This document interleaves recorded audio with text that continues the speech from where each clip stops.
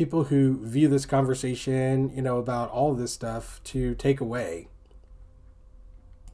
Um, I hope people take away, a better understanding of, like I said, the pattern of what's been going on here. I think we have all been drinking through a fire hose about, the situation in Gaza now for over 2 months.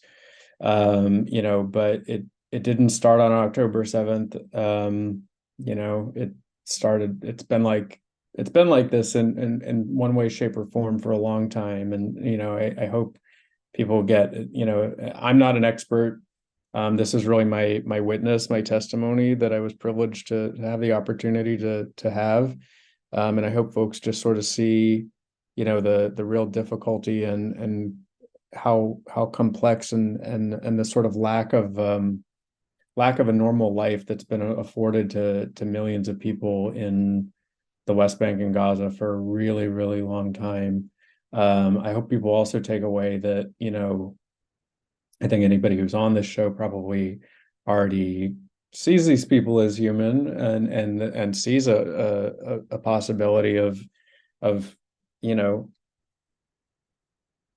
peace, people who are interested in peace on the ground. I think that's something that we have to say really concretely, in the face of so much human dehumanization of people who are willing to say that there aren't any innocent people in Gaza, that there aren't any, innocent Palestinians. I mean, as ridiculous as that sounds to say, I think that's a real belief that's taken hold in a lot of segments of society, and we have to push back really forcefully against that. I think one thing that you learn from travel anywhere is that people are the same everywhere you go.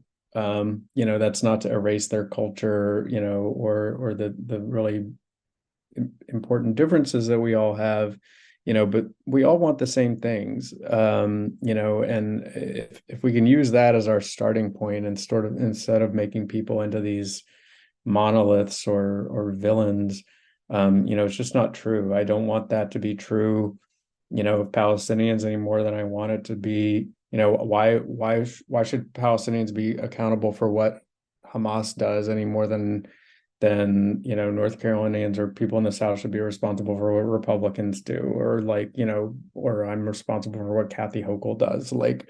It's just absurd to sort of say that, you know, these aren't real people. They're real people who have been dealt a really terrible hand, and deserve our solidarity, and support, because there's a really long road ahead. I think there's no peace, there's no end to this situation without Israelis, without the Israeli public making a decision, that it needs to end. And we're probably further away from that in this moment than we've been in a very, very long time. So that's another group that we can't villainize either.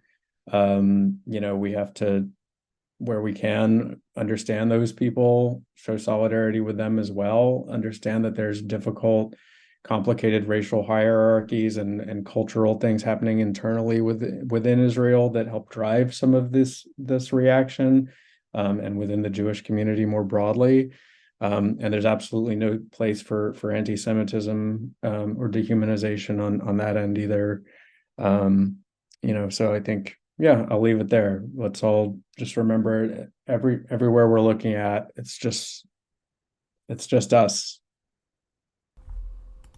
Absolutely, absolutely. And we've got to protect our own humanity and make sure that we're not poisoned ourselves, and keep a clear eye. So I appreciate those words. Thank you so much for coming on and sharing your thoughts with us. Really appreciate Yeah, it. thank you, Will. Yeah, no problem.